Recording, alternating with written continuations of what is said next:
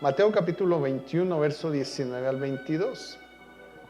Y viendo una higuera cerca del camino, vino a ella y no halló nada en ella, sino hojas solamente, y le dijo: nunca jamás nazca de ti fruto.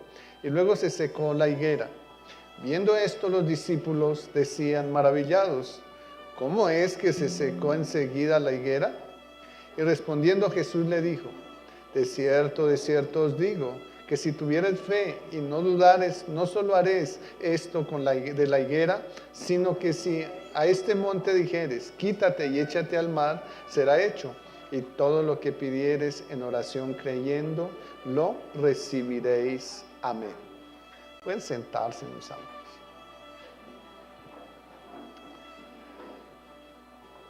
Qué bueno es entender aquí la palabra del Señor.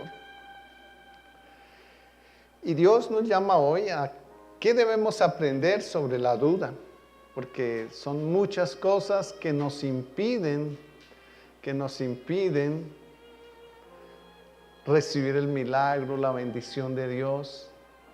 Pero hay un muro grande que es en sí la base central de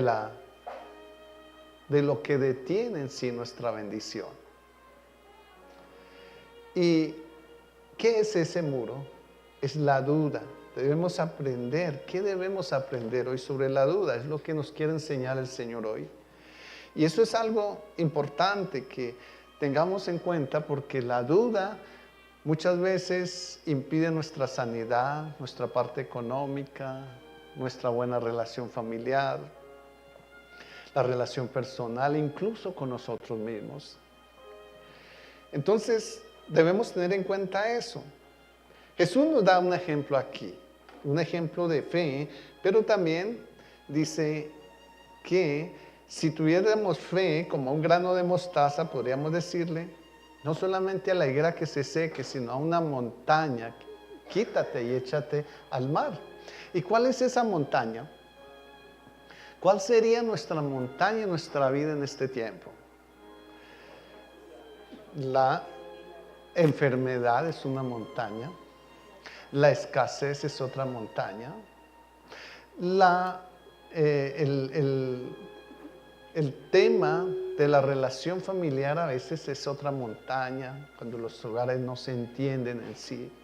Esa es otra montaña que nos impide vivir en paz como familia, como hogar. La rebeldía es otra montaña. Cuando hoy en día una persona cae en drogas, eso es otra montaña. Son muchas montañas con las que nosotros nos encontramos en este tiempo de nuestra vida. Y es importante, entonces, que nosotros hagamos claridad de cuál es nuestra montaña. Pensemos, ¿cuál es la montaña en la que estoy viviendo? Y entonces diríamos, una es la duda, y la duda es el muro que nos impide llegar a una buena relación con Dios. Y por hecho, si no tenemos una buena relación con Dios, tampoco vamos a recibir las bendiciones de Dios, lo que Él tiene para nosotros. Así que la duda es una experiencia que nos permite conocer el poder de la verdad. Pareciera imposible, pero irónico, pero es eso. La duda es lo que nos permite poder conocer el poder de Dios. Es necesario entonces que al menos una vez en tu vida dudes para convertirte o para convencerte más que en Dios todo es posible. En Dios todo es posible. Necesitamos alguna vez haber dudado. Ustedes saben que alguna vez pasaron dudas. Incluso los que tienen fe en Dios a veces luchan con la duda. Miremos aquí unos ejemplos en Marcos capítulo 9, verso 23, el primer ejemplo. Y dice: e inmediatamente el padre del muchacho clamó y dijo: creo, ayuda mi incredulidad. ¿Cierto? Aquí había un hombre que venía a pedirle a Dios, creía que Dios podía hacer eso, pero ¿qué había en su corazón? Duda, ¿cierto? Incredulidad de que Dios lo pudiera hacer, y él era una lucha interna, y eso es lo que nos pasa a veces, una lucha interna entre querer creerle a Dios y dudar de Él, de lo que Él nos promete. Y aquí este varón trabaja mucho y hay un desosiego aquí diciendo: yo no quiero que haya duda en mí. Tal vez él decía: yo sé que Jesús me lo puede sanar, pero hay algo que me impide hacerlo o creerle. Para algunas personas la duda es un gran obstáculo. Otras la ven como un trampolín para confirmar su fe en Dios. Y por lo tanto, es un obstáculo que hay que superar cuando tenemos dudas. Ese es un obstáculo que hay que superar. Una definición práctica de la duda es carecer de confianza, considerar algo improbable cuando alguien lo podría hacer. La duda se genera desde el huerto del Edén. Miremos aquí en Génesis capítulo 3, verso 5. Ahí está, desde ahí nace la duda. O sea, eso no es nada nuevo. Venía, ¿quién sembró esa duda? Satanás. Acordémonos que, y voy a darles un nuevo resumen, creo que ya les había hablado de esto, pero allá en el huerto del Edén, el Señor crea, en Génesis 2, dice que creó el huerto y en él puso el árbol del bien y del mal, el árbol de la ciencia del bien y del mal, el árbol de la vida, ¿cierto? ¿Quién era el árbol de la vida? Jesucristo, ¿cierto? Ya lo aprendimos. Jesucristo era el árbol de la vida. La palabra de verdad, la palabra sin adulterar, el libro abierto. Pero estaba el árbol del conocimiento, de la ciencia, del bien y del mal. ¿Y ese árbol quién era? A veces nos ilustran y nos ponen un arbolito allá, algunos dicen que era una manzana. Otros lo dibujan allá, uno ve en algunas ilustraciones como que es un pimentón, parece un pimentón grande, rojito, atractivo. Y no es eso no es. Noten que dice la palabra ahí, el árbol de la ciencia. ¿Qué es la ciencia? ¿Qué es la ciencia? Conocimiento, la palabra de Dios es la ciencia. La ciencia. Y luego dice del bien, pero luego dice del mal, ¿cierto? Entonces, Dios nos da el árbol del conocimiento. Hoy en día se está viviendo lo mismo. Tenemos el árbol del conocimiento, de la ciencia, pero que si es para bien, se ha transportado para mal. ¿Qué hizo Satanás? ¿Qué es Satanás? Imitador de Dios, ¿cierto? Eso es lo que hace él, imitar las cosas de Dios. Entonces, ¿qué hizo Satanás para engañar a Eva? Usó una fruta. Digamos que eso es absurdo. ¿Cómo es que me van a ofrecer una fruta y yo voy a caer con eso? Eso no es. Entonces, no es que Satanás le dijo: sí, coja esa fruta y cómasela. No, cogió de la ciencia de Dios, de la palabra de Dios, la torció y engañó a Eva. Ese es el fruto, el árbol del conocimiento del bien y del mal. Coge la palabra, la tuerce, la adultera y engaña a Eva. ¿Cómo la adulteró? Le dijo, con que Dios le dijo que de ese árbol no pueden comer, que tiene que ser fiel con la palabra. No, eso no es así. No, mira, usted aquí puede enriquecerse y tener muchas cosas, ¿sí? Usted puede divorciarse y volverse a... Bueno, ahí no tenía con quién divorciarse, sino solamente con Adán, ¿cierto? Y volverse a casar. No importa, eso no es así. Así como dicen, eso no tiene... No, usted sí puede violar esa palabra del Señor y acomodarla a su forma de vida, vivir con una forma libre. Y entonces, ¿qué hizo? Cogió lo de Dios lo adulteró y la engañó. Y ella cayó en ese engaño. Entonces, notemos qué sembró en la mujer ahí. ¿Cuál fue la semilla que sembró Satanás? La duda, ¿verdad? Y desde ahí aparece la duda en el corazón de los hombres. Y lamentablemente, desde ahí hasta la fecha, todos tenemos eso, la duda, ¿cierto? Entonces, ¿quién la sembró? Satanás. ¿Cómo hizo para sembrar esa semilla? Cuando ustedes vamos a mirar una espiga de trigo. ¿Cuántos conocen una espiga de trigo? ¿Todos? Una mazorca, ¿cuántos la conocen? Eso es más fácil, ¿cierto? Entonces, voy a hablarles de la mazorca. Hay un granito que puede ser malo, ¿cierto? Cuando uno a veces compra, por ejemplo, un paquetico de maní, y el maní está bueno, y de pronto le sale algo amargo ahí, ¿cierto? Un granito de esos estaba malo, no lo escogieron, sino que lo fritaron así, lo revolvieron con el otro, cuando él lo come estaba malo, ¿cierto?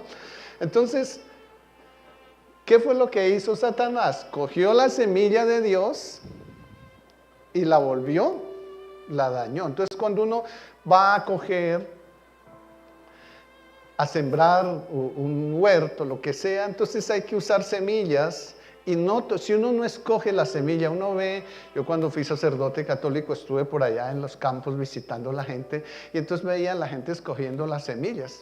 La verdad nunca aprendí cómo se escogía la semilla, ¿sí? ¿Ya tú la escogías? Sí.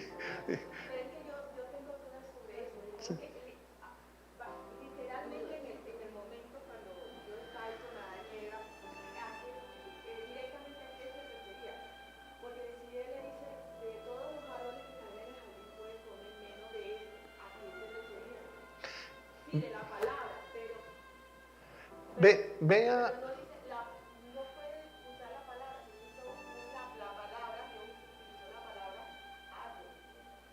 La palabra árbol. Mire que cuando tú lees Génesis 2, encuentras, dice que en el huerto colocó árbol, todo bueno para comer, ¿cierto? Todos los árboles los creó bueno para comer. Y es ahí donde a veces nosotros, porque hay una parábola. ¿Qué es la parábola? Sí, ya voy. Sí, lo que yo quiero es que la misma palabra te enseñe, porque yo a veces te explico y quedas con dudas, ¿cierto? Vamos a ir a Génesis 2. Ese no es el tema de hoy, pero vamos a ir a Génesis 2. Génesis 2, porque no me gusta dejar vacíos. Entonces, vamos a ir a Génesis 2 y ya les digo dónde nos ubicamos. Génesis 2. Creo que es que se me fue aquí se me escapó la Biblia de aquí.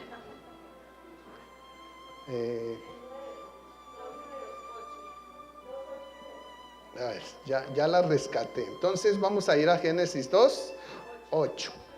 2:8. Dice: Jehová Dios plantó un huerto en el Edén, al oriente, y puso allí al hombre que había formado. Y Jehová Dios, note lo que dice, hizo nacer de la tierra todo árbol delicioso a la vista y bueno para comer. ¿Qué hay ahí? ¿Qué hay ahí al terminar esa lectura que estoy haciendo? No, ¿qué hay ahí? Porque es que para que entender la escritura, porque notemos que la escritura son parábolas escondidas, verdades escondidas. Son parábolas en verdades escondidas, ¿cierto? Y que dice que para unos están sellados, ya les enseñé eso, para unos están sellados, para otros están abiertas. No para todos fueron, y ya estudiamos esa parte, para quienes cuando vino Jesús, que ese libro abierto, les abrió el libro, para quienes continuó sellado. Sí, ya lo aprendimos, ¿verdad? Que solamente a los apóstoles les explicó las parábolas, ¿cierto? Del resto a los otros no entendieron qué era lo que quería decir el Señor con las parábolas. Bueno, aquí encontramos algo como eso. Es importante, mis hermanos, en la vida, que si queremos que el libro nos sea abierto, aprendamos lo que es una sílaba, un punto, una coma, dos puntos. Es importante eso. La puntuación para poder entender la palabra es importante. Entonces yo les pregunté ahorita, dice, y Jehová Dios hizo nacer de la tierra todo árbol delicioso a la vista y bueno para comer. ¿Qué hay ahí? Punto y coma. Eso significa finaliza y continúa, ¿cierto? Finaliza y continúa la explicación. Eso significa punto y coma. Finalizamos, cierra lo que él estaba hablando, pero continúa su conversación. Entonces, ¿qué dice? Note que ya no dice creó, ni hizo. Dice, y también, porque es que a veces allí se malinterpreta esta lectura, dice, también el árbol de la vida en medio del huerto y el árbol de la ciencia del bien y del mal. Note que ahí no dice el 9 dice, e hizo nacer de todo árbol de la vista, bueno, malo. Ya no lo hizo, sino dice también, ¿sí? ¿Qué es la palabra también? ¿Sí? Que ya existía, ya estaba, ¿cierto? La palabra también es ya estaba, ya está ahí, ya está ahí, ya está ahí. O sea, ese no lo creó, ya estaba ahí, ya está ahí. Y entonces, mire la lectura, como cuando nosotros abrimos el libro nos deja muchas cosas claras, ¿sí? Y dice, también el árbol de la vida. ¿Quién es el árbol de la vida? Jesucristo. En medio del huerto y el árbol de la ciencia del bien y del mal, ¿sí? Entonces hay dos árboles. El árbol note que dice de la ciencia, ¿cierto? Ahora sí voy a ir porque en parte tú tienes razón, ¿cierto? Voy a ir a lo que tú piensas, y efectivamente, es la desobediencia, el pecado, ¿cierto? Pero la causa del pecado, ¿cuál es? ¿Sí? ¿Cuál fue lo que Satanás usó para llevar a Eva a la desobediencia y a Adán? La duda, ¿cierto? Generó duda, pero no solamente genera duda, sino ¿qué hace para generar duda? Tuerce la palabra de Dios. Eso es lo que hace. ¿Cómo genero yo dudas? ¿Cómo le genero yo duda a alguien cuando alguien cree algo y yo voy y le meto otras cosas haciendo lo que? Dudar, ¿cierto? Entonces, tuerce la palabra de Dios. Cuando tuerce la palabra de Dios, ¿a qué lo lleva? A lo que tú dices. ¿A qué? A la desobediencia, ¿cierto? Exactamente a eso lo lleva. Cuando tuerzo la palabra de Dios, lo llevo a la desobediencia. Cuando un pastor aquí en la tierra, en este momento, tuerce la palabra de Dios, ¿a qué nos lleva? A la desobediencia. ¿Sí? Y voy a pararme aquí un momentico, espero que no se me corra mucho el tiempo, y es en esto por ejemplo, lo que más se ve ahorita en este momento, que es el divorcio, ¿cierto? Entonces, ¿qué se está haciendo? La palabra de Dios dice en Mateo 19:9, que es lo que se está... Primero vamos a mirar Mateo 19:5 y 6, y dice, el 6 dice, lo que Dios unió, no lo separe el hombre. Pero luego Jesucristo se puede contradecir. No, ¿es cierto? Dice que Dios unió, no se puede. Nosotros somos los que contradecimos, ¿cierto? Pero Él no puede contradecir nada. Entonces dice, lo que Dios unió no lo separa el hombre. Y abajo en el verso 9 del mismo capítulo 19 de Mateo, encontramos que dice, a no ser por causa de fornicación.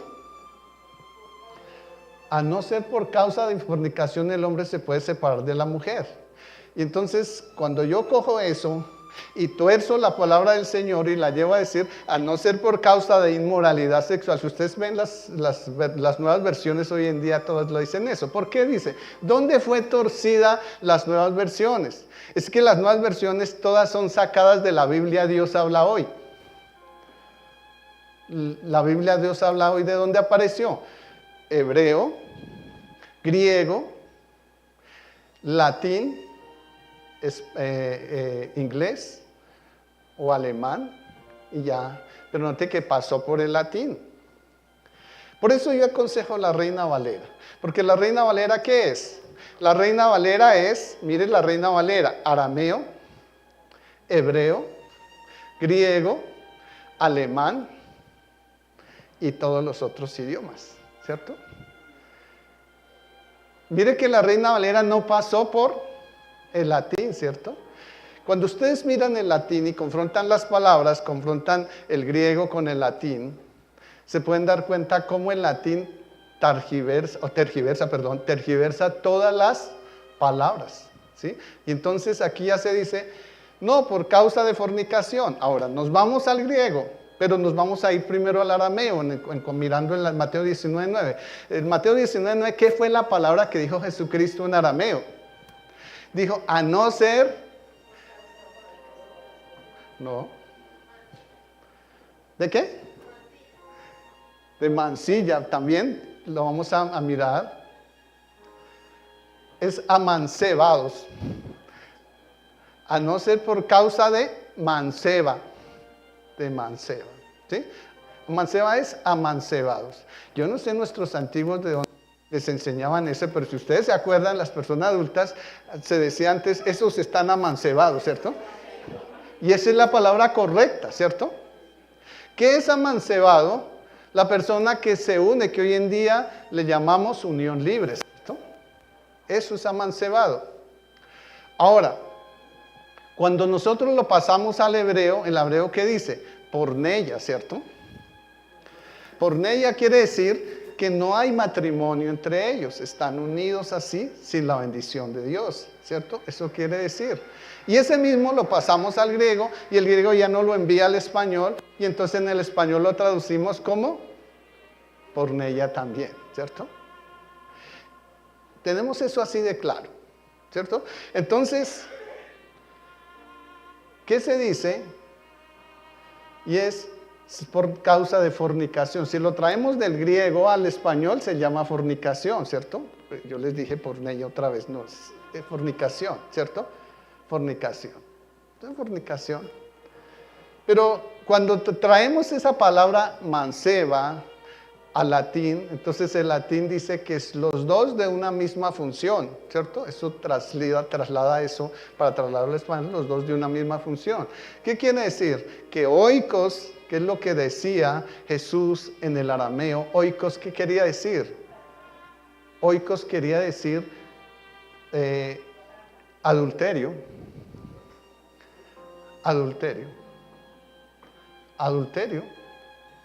Entonces, ¿qué ocurría? Dios no dijo que era por causa de oikos que la mujer o el marido podía dejar a su unión y irse. No lo dijo, sí. No fue eso. Entonces, ¿qué es lo que está pasando hoy en día? Entonces, como mi carne me gana, así tenga todo el conocimiento de Dios, la carne, los deseos de la carne me ganan, Dios nos libre de eso. Entonces yo digo, bueno, aquí dice que por causa de fornicación, y aquí en el latín me dicen que fornicación es lo mismo que adulterio. Entonces si mi mujer adulteró o yo adulteré, me puedo separar de ella, me caso con otro, ¿cierto? Pero eso no fue lo que dijo Jesús. Jesús dijo que era, trayéndolo al español, solamente por causa de fornicación. Y la fornicación y el adulterio son palabras en el arameo y hebreo totalmente diferentes, ¿cierto? Y entonces ahí es donde estamos mirando los recasados y demás cosas. Pero notemos que Jesús dijo que en los tiempos finales la gente estaría casándose y dándose en casamiento. Y eso apenas está empezando, hermanos. Entonces hoy en día, sin juzgar a nadie, solamente quiero hacerlo general y es, hay pastores que se están recasando y por ende están recasando a su congregación. Entonces, ¿eso qué significa? Que nos están llevando al pecado, ¿cierto? La palabra dice que los adúlteros no heredarán el reino de los cielos. No, pero el Señor aquí dice que sí, que si se separa, se puede. No, mire que Pablo dice en 1 Corintios 7, 10 y 11, y ahí termino explicando esa parte, y es que no es del tema de hoy, pero que me salí para poderles dar a entender algo, y era, ¿qué dice Pablo ahí? Dice, no hablo yo, sino el Señor. dice a los casados, dice, no hablo yo sino el Señor, que el que se separa se quede sin casar. Ahí dice que no se puede separar, no, sí dice que sí se puede separar, ¿cierto? Pero que quédese sin casar. Si yo me separo, ¿qué tengo que hacer? Quedarme sin casar o reconciliarme con mi esposa, ¿cierto? Eso es lo que tengo que hacer. Luego, si me vuelvo a casar, aunque me haya divorciado aquí en la tierra, para Dios no hay sino un solo matrimonio, no hay un plan B para Dios. Entonces, ¿qué significa? Que si yo me vuelvo a casar estando mi esposa viva, ¿qué estaría haciendo? Adulterando, luego no heredo el reino de los cielos. Y si yo hago lo mismo con mi congregación, entonces estoy diciendo que a todos los estoy llevando a la perdición, ¿cierto? Eso es. ¿Por qué estoy haciendo esto? Porque es que yo quiero que entendamos la verdad bíblica, ¿cierto? Libro abierto, libro cerrado, sellado. Tenemos que ir al libro abierto, y el libro abierto se llama Jesucristo. Jesucristo, en su verdad. Entonces, que la duda que fue con la que llevó, como dice aquí mi hermana, a desobedecer a Adán y a Eva, no trabaje en nosotros también. ¿Me quedó claro, mi hermana? Amén. Entonces, cuando Satanás tentó a Eva, Dios había dado una orden muy clara sobre el árbol del conocimiento del bien y del mal, y había especificado las consecuencias de la desobediencia. Satanás sembró la palabra de duda en la mente de Eva. La duda es una herramienta de Satanás para apartarnos de la verdad de Dios y hacer que desconozcamos su juicio. Dios nos hace plenamente responsables de nuestras propias dudas y permite que vivamos las consecuencias. Lucas capítulo 1, versos 18 y 20. 18 y 20. ¿Qué nos dice? Aquí hay un hombre que tiene dudas. Dios le da una bendición. Dios le da una profecía. Y él tiene dudas de esto. Dijo Zacarías al ángel: ¿en qué conoceré esto? Porque yo soy viejo y mi mujer es de edad avanzada. Y ahora dijo, ¿cuál fue la duda de Zacarías aquí? Tengo 80 años, ¿cómo voy a tener hijos? Sí, mi mujer igual, ¿sí? ¿Cómo voy a tener hijos? La duda. ¿Y qué pasó con la duda? Generó unas consecuencias, ¿cierto? ¿Cuáles fueron esas consecuencias ahí? Quedó mudo, ¿cierto? Quedó mudo. Dice aquí la palabra del Señor: y ahora quedarás mudo y no podrás hablar hasta el día que esto se haga, por cuanto no creíste mis palabras, las cuales se cumplirán a su tiempo. Entonces, ¿qué ocurre? Si yo recibo una promesa de Dios, que debe ser de la palabra, ¿sí? Recibo una promesa de Dios y no la creo, tengo dudas de eso, entonces, ¿qué voy a tener? Consecuencias. Y sin embargo, la promesa ¿qué? Se cumple, ¿cierto? En su debido tiempo se va a cumplir. Pero yo tengo que vivir unas consecuencias. Zacarías dudó entonces del poder de Dios para vencer los obstáculos naturales. Supuso que él y su esposa eran demasiado viejos para tener hijos, y como respuesta a su duda se quedó mudo hasta el día en que se cumplió la promesa. Entonces, cada vez que permitimos que la razón humana apague la fe en Dios, el resultado es la duda pecaminosa. La duda pecaminosa. Santiago 1:6. Pero pida con fe, no dudando nada, porque el que duda es semejante a la onda del mar, que es arrastrada por el viento y echada de una parte a otra. La fe, entonces, es saltar sobre la duda y confiar en Dios, incluso cuando su plan va en contra de la razón, no nos parece. Pero como experiencias humanas tenemos que aprender a esperar y confiar en Dios. Tenemos que esperar y confiar en Dios. Isaías 55, 8 y 9. Porque mis pensamientos no son vuestros pensamientos, ni mis caminos vuestros caminos, dijo Jehová. Como son más altos los cielos que la tierra, así son mis caminos más altos que vuestros caminos y mis pensamientos más que vuestros pensamientos. Entonces, ¿por qué dudar si Dios en su tiempo cumplirá eso, cierto? El remedio para la duda entonces es la fe. Pero esa fe viene ¿por dónde? ¿Por dónde debe venir esa fe? No es que yo tengo fe. Solo de la palabra de Dios. Solo de la palabra de Dios. Nosotros no podemos decir como aquel que dice, voy a hacer el chance que me lo gano. Y no lo compra, o si lo compra, como quiera que sea. Pues es una fe efímera, ¿cierto? Es una fe humana, es una fe espiritual, carnal, ¿cierto? Pero nosotros necesitamos la fe de Dios. Cuando digo espiritual, carnal es de nuestro espíritu. Pero cuando vemos la fe de Dios es espiritual y celestial, ¿cierto? Entonces necesitamos esa fe.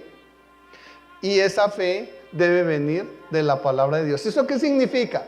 Cuando tú le vas a pedir algo a Dios, tiene que cimentarse en la palabra de Dios, ¿cierto? Que era lo que hacíamos cuando iniciamos los proyectos inicialmente en el año. ¿Qué hicimos? Cimentarnos en esa palabra de Dios. Y hay algunos que incluso apenas están empezando año y ya se les cumplieron algunos de sus proyectos, pero entonces se han cimentado en la palabra de Dios, porque ¿qué es lo que tiene poder? La palabra de Dios, ¿verdad? Entonces Romanos 10:17 nos dice eso, así que la fe es por el oír y el oír por la palabra de Dios. Entonces Dios nos dio su palabra como testimonio de sus obras para que tengamos una razón para eliminar la duda y confiar en Él. Salmo 77:11, ¿qué nos dice?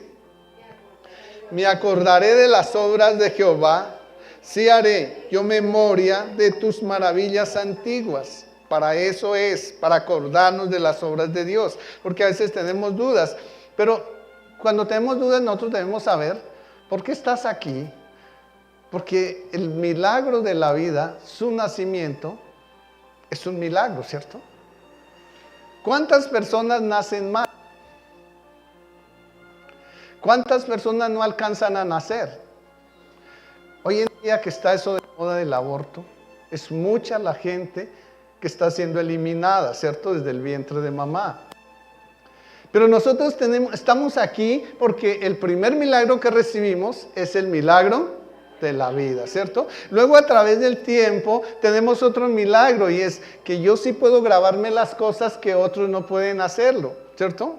Yo tengo memoria para eso, otros no la tienen. Bueno, son muchas cosas que cuando nos miramos a nosotros mismos como creación de Dios, entonces podemos darnos cuenta que hay demasiados milagros en nuestra vida. Y eso es lo que tenemos que recordar. Tenemos fe en Dios. Debemos entonces, ¿qué? Escudriñar las Escrituras para conocer lo que Él ha hecho. Una vez que comprendemos lo que Dios ha hecho en el pasado, lo que nos ha prometido para el presente y lo que podemos esperar en Él hacia el futuro, podemos actuar con fe en vez de dudar. Juan capítulo 5:39, ¿qué nos enseña? Escudriñad las Escrituras, porque en ellas os parece que tenéis la vida eterna, y ellas son las que dan testimonio de mí. Entonces, el escéptico y famoso de la duda fue, ¿quién? Que estuvo ahí al pie de Jesús. ¿Quién fue? No. El del dedo, eso. Tomás, ¿cierto? Él fue aquel escéptico de la duda. ¿Y qué pasó ahí? Él declaró que no creería en la resurrección a menos que pudiera ver y tocar al propio Jesús y fuera reprendido.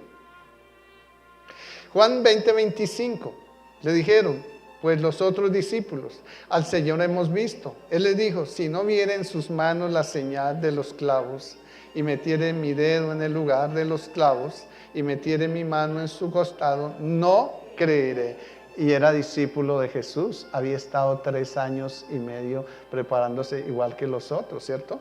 Y sin embargo, ¿qué tenía? Duda, ¿cierto? Duda. Así que Tampoco nos tenemos que dar látigo porque tenemos dudas. No, tenemos es que trabajar para corregir esa parte. Y sin embargo, les decía inicialmente que la duda muchas veces nos ayuda a fortalecer nuestra fe en Dios. Ahí se le voltean las cosas a Satanás porque él nos mete la duda y después nosotros usamos la duda ¿para qué? Para afirmarnos más en el Señor, porque en medio de la duda nos dimos cuenta que Dios sí cumplió su propósito, ¿verdad? Esto nos demuestra entonces que no hay nada de lo que los cristianos no puedan dudar. A veces dudamos de nuestra salvación, otras veces dudamos del amor de Dios, muchas veces incluso dudaremos de la existencia de Dios y la identidad de Cristo. Incluso Juan el Bautista, a quien Cristo llamó el hombre grande que ha nacido, ahí en Mateo 11:11, él una vez expresó duda acerca de la identidad de Cristo. El mismo Juan Bautista que estaba anunciando al que iba a venir, tuvo dudas respecto a Cristo mismo. Mateo 11:2-3, ahí lo miramos. Al oír Juan en la cárcel los hechos de Cristo, les envió 2 de sus discípulos para preguntarle: ¿eres tú aquel que había de venir o esperamos a otro? Hubo duda, ¿cierto? Él había trabajado y hubo duda. ¿Y eso entonces lo condenó? No, es normal para nosotros que haya duda. Pero lo que sí tenemos que tener claro es que tenemos que trabajar mucho y pelear con eso. ¿Por qué? Porque eso nos detiene las bendiciones de Dios. Tenemos que ser claros en eso. Dios nos ha revelado muchas cosas y hay mucho que podemos entender, pero aparece la duda porque hay cosas secretas. Hay cosas secretas en la palabra y nosotros aquí cada vez estamos descubriendo cosas nuevas, ¿verdad? Cosas secretas en la palabra. Entonces, que solo le pertenecen a Dios y nunca seremos capaces de comprenderlas. Yo le decía a alguien que dice que yo expongo el Apocalipsis y lo entiendo perfectamente. No es cierto, porque el mismo Apocalipsis ahí en capítulo 5:1, nos dice que el libro está como sellado, ¿cierto? Y que solo hasta cuando venga Jesucristo nos será abierto. O sea, hay unas cosas en el Apocalipsis que no las podemos entender, ¿sí? Y que solamente cuando Cristo venga nos las va a hacer entender. Entonces yo no puedo decir que soy un teólogo fuerte y que entonces les voy a enseñar el Apocalipsis al 100% porque sería un mentiroso. Cuando entiendo la verdad de Dios, sé que hay cosas que yo no podría explicar a menos que el Señor viniera y las explicara. Amén. Deuteronomio 29:29. Las cosas secretas pertenecen a Jehová nuestro Dios, mas las reveladas son para quienes, para nosotros, para nuestros hijos, para siempre, para que cumplamos todas las palabras de esta ley. Entonces, ¿para quién son las cosas secretas? No, las cosas secretas ¿para quién son? Para Jehová nuestro Dios. Mas las reveladas son ¿para quiénes? Ahora sí para nosotros, nuestros hijos. ¿Para qué? Siempre las cumplamos y cumplamos toda la palabra de la ley de Dios.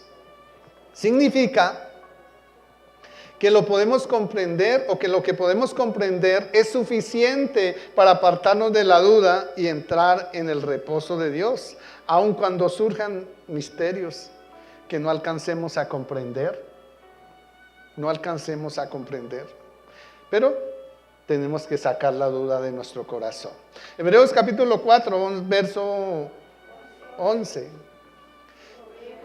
Procuremos pues, para que ninguno caiga en ¿qué? Entonces mire que, ¿cómo arrancamos? La duda es un ¿qué? ¿A qué nos lleva la duda? Ella lo dijo, lo expuso ahorita mi hermana, a la desobediencia, ¿cierto? ¿Sí? A la desobediencia. El primer pecado, ¿cuál fue? La desobediencia. Y hasta ahora lo estamos viviendo, ¿cierto? Porque por más que nosotros digamos, yo estoy en el Señor, yo vivo en santidad con Dios, en cualquier momento le desobedecemos a Dios, ¿verdad? Entonces, ¿qué tenemos que hacer? Para eso tenemos ese altar familiar, ese espejo donde tenemos que ir a mirarnos. Todos los días ahí, eso lo dejó como ejemplo no solamente David, sino también lo dejó, ¿quién? Daniel. Y otros ahí en el Antiguo Testamento nos enseñan cómo ellos se acercaban a Dios. ¿A qué horas? En la mañana, a mediodía y en la noche. ¿Sí? Para eso es ese espejo. Yo no sé cuántos de ustedes, cuando están trabajando y de pronto les queda un tiempito, fueron al baño, qué sé yo, y se miraron al espejo, ¿no? Para mirar si están bien arreglados, ¿cierto? Así debemos hacer con nuestra alma.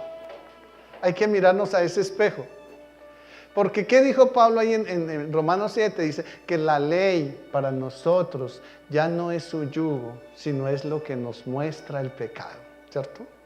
Eso es la ley. Ya no es que la veamos como un yugo o el Antiguo Testamento, no. Es la que nos muestra el pecado. Entonces, para eso es la ley hoy en día. Cristo no la quitó, y ustedes lo saben. Cristo no la quitó. Dicen muchos, no, es que la resumió en dos y ya eso la clavó en la cruz. No, lo que clavó en la cruz fueron las obras de la ley, no la ley. Entonces, tengamos eso claro. ¿Amén? ¿Entendimos lo de la duda? ¿Todos lo entendimos o tienen alguna pregunta? Bueno, nos alargamos hoy un poquito, pero me gusta que cuando hayan dudas las aclaremos, ¿verdad? Nos quedó claro, ¿verdad? ¿Sí? Listo. Vamos a orarle al Señor. Padre, gracias, Señor, porque tú eres santo, bueno y maravilloso, Señor. Tú eres el Dios que nos revelas, eres el Dios que nos ama, Señor mío. Y ante ti, Dios, queremos estar en esta mañana, Dios de la gloria, porque tú eres santo y bueno con nosotros, Padre amado. Eres el Dios que todo lo puede, Señor, y que todo lo hace, Señor. Y por eso queremos estar bajo tu abrigo, Altísimo Dios. Queremos morar bajo la sombra tuya, omnipotente Rey. Y decirte, Jehová, tú eres nuestra esperanza, tú eres nuestro castillo, el Dios en quien podemos confiar, el que nos libra del lazo, Señor, de cualquier accidente, de los ladrones, de los atracadores, Señor, de la peste destructora, Dios mío. Hoy queremos colocarnos bajo tus alas, para que con tus plumas nos cubra, Dios mío, Señor. Y así, bajo tu sombra, no queremos estar, Dios, con ningún temor, Señor. Y no recibimos la pestilencia, las pestes de este mundo, Dios mío. Señor, aunque veamos mortandad en medio de nosotros, tú nos has prometido ahí en Salmos 91:7 que a nosotros no nos llegará, Señor. Por eso, Señor, nos colocamos bajo tus ojos, Señor. Y Padre, aunque vemos la recompensa de los impíos, no tenemos envidia de ellos, porque tú ya, Señor, tienes, Señor, el plan perfecto para cada uno de tus hijos, Dios mío. Señor, en ti hemos puesto nuestra esperanza. Eres el Dios que has ido a prepararnos habitación. Y queremos llegar allí. Pero mientras lo hacemos, no permitas que nos sobrevenga ningún mal, ni ninguna plaga toque nuestra morada, nuestro cuerpo, nuestra familia, Dios. Pues, Señor, te rogamos que envíes ángeles alrededor nuestro, que nos guarden todos los días, en cada centímetro de nuestro caminar, en nuestro hogar, en nuestros negocios y en nuestra familia, Dios. Señor, permite, Dios, que tus ángeles nos guíen con sus manos para que nuestro pie no tropiece y tengamos accidentes, Dios mío. Señor, gracias, Señor, porque tú has venido, Dios, a nuestra vida, Señor. Por eso te invocaremos y tú nos responderás. Contigo, Señor, estaremos siempre que tengamos angustia, Dios mío. Y cantaremos, te adoraremos. Señor, nos rendiremos a ti, sabiendo que tú nos glorificarás y nos librarás, Señor, de toda circunstancia. Nos saciarás de larga vida y nos mostrarás nuestra salvación. Por eso, Padre, nos vamos de este lugar, mas no de tu presencia.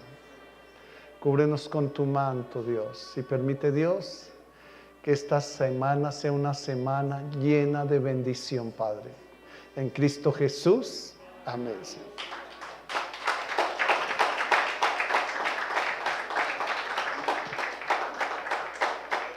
Que el Padre de mi Señor Jesucristo les continúe bendiciendo.